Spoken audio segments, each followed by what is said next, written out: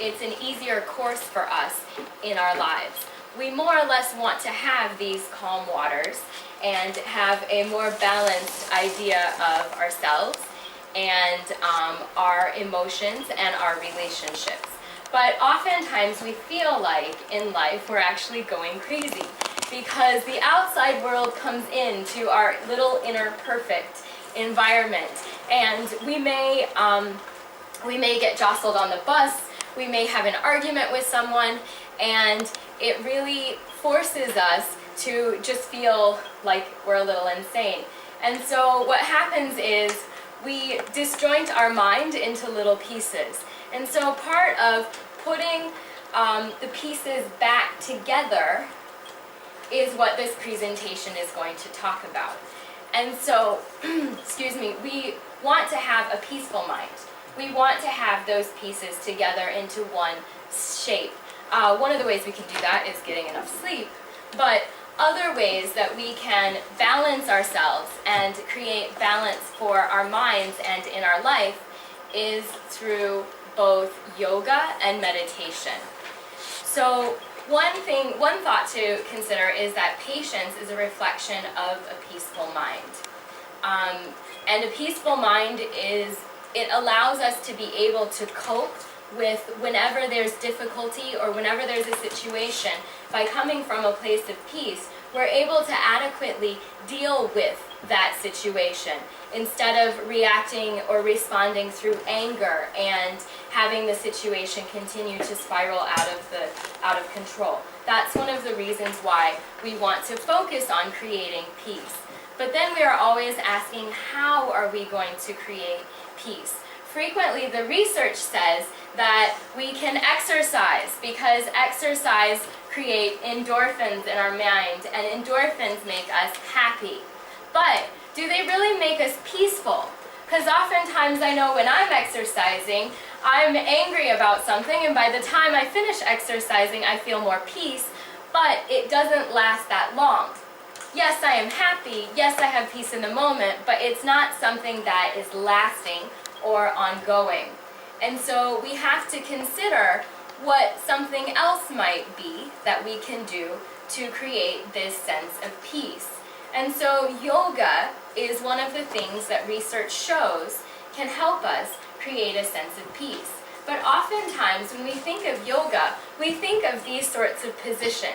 And that's really traumatizing because there is no time in my life I'm going to be able to do this, or I'm going to be able to do any of the other positions. This is also yoga.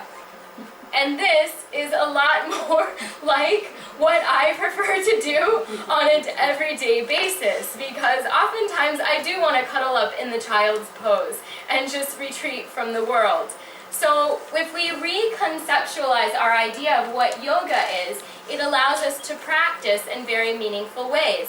This is also yoga, and this is something that's simple that we can do, a way of stressing that can help reduce stress in our lives. And it's a very simple thing that can be done within 5 minutes. Another way of working on building peace is meditation. This is a common image that we frequently see when we think of meditation. My life never looks like this. I never have this beautiful sunset, sitting on the beach, meditating. It makes me feel like meditation is often out of my control or out of my capacity. People who meditate have been shown to actually, it's been shown to impact their lives in a very positive way. For example, we frequently hear of monks meditating, and I think this image is a very powerful image to show it. Monks have been studied while meditating, and you can see from this image they put a lot of they put a lot of suction cups on their head, that electrons that help them measure whether or not what's going on in their brains when they're meditating. And here we can actually see what the electrons show us.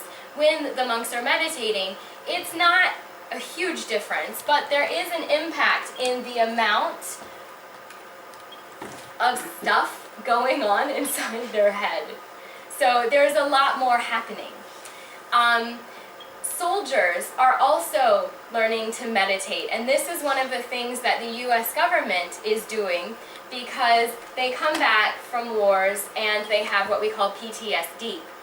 And so one of the strategies for dealing with PTSD is to create peace in the mind. And so more and more soldiers are meditating. But this is also a form of meditation. So meditating can take place in many different ways. What we've seen previously is everyone sitting in the lotus pose, as we typically know to be connected with meditation. But meditation can be kneading bread.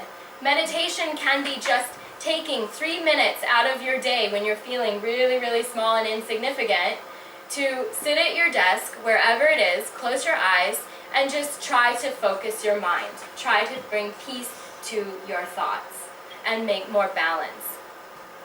Meditation is also standing in line when you really, really need something, say for example at the train station, and there's loads of other people cutting in front, just taking a minute to not allow it to impact us and just relax and again create a balance in our thinking and our thought patterns that helps us to bring more peace to the situation. So the end is basically that we really want to use yoga and meditation based on what the research shows us to create a smooth sailing environment in our lives so that we can be more effective in our day-to-day capacities. Thank you. Are there any questions? So that's my Pecha Kucha. During an actual student presentation, they might say, thank you for listening. Are there any questions? And then you would engage in a question and answer session.